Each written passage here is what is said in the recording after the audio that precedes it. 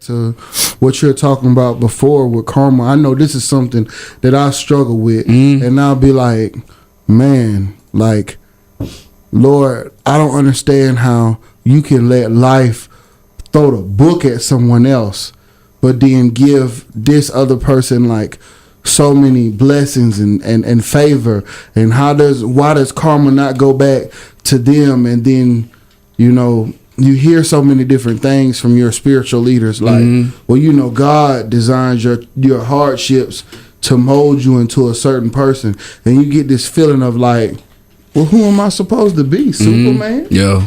Like, even you had a day off. Yeah. Like, you know what I'm saying? How you feel about that? Like, when it comes to favor and blessings and faith, do you believe that? And I know there's a lot of questions. Like, do you believe that sometimes the goodness of your heart or your spirit can counteract what you really deserve?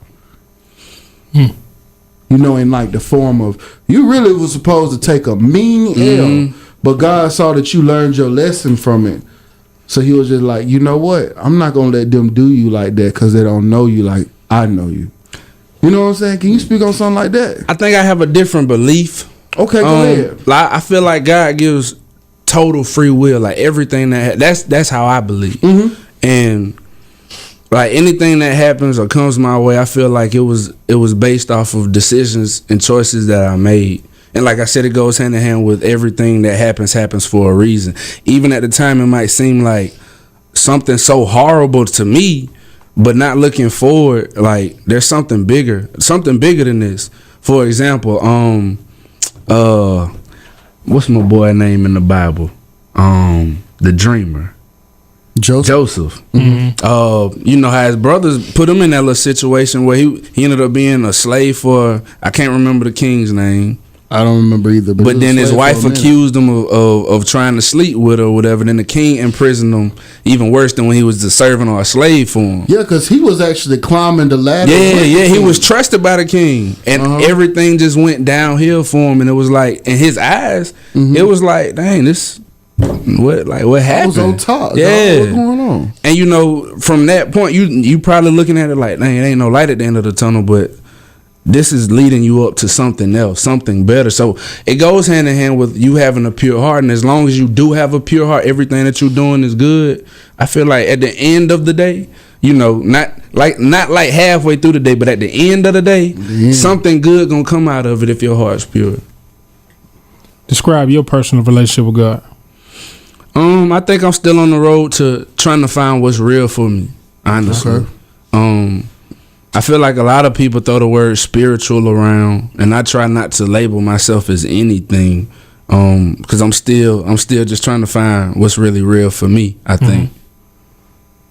That's real. Has anybody not interpreted that? Because I know exactly what you're saying. Have you ever met pushback from when you tried to tell someone that? And what kind of pushback have you experienced? My brother, he's a minister. And his wife are ministers, man, and they tag team. Yeah.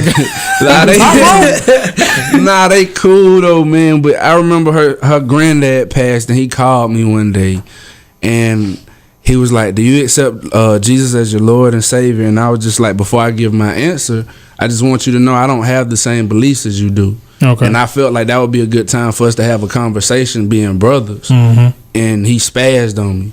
Wow. And I mean, I understood, you know, it's emotions and losing loved ones and everything. So, you know, it wasn't no hard feelings or nothing, but it was just, when I said that, it was just like, you gonna answer the question or what? And I was like, wow, all right, bro, you know. You was starting off on the track of talking about like aggressive Jesus questions. Yeah, and now it's aggression towards me now, and I was like, okay. But I try to whenever you know, people are very sensitive about things such as religion, right? Racial issues and politics. So I'm very careful of who I talk to about those things. Of course.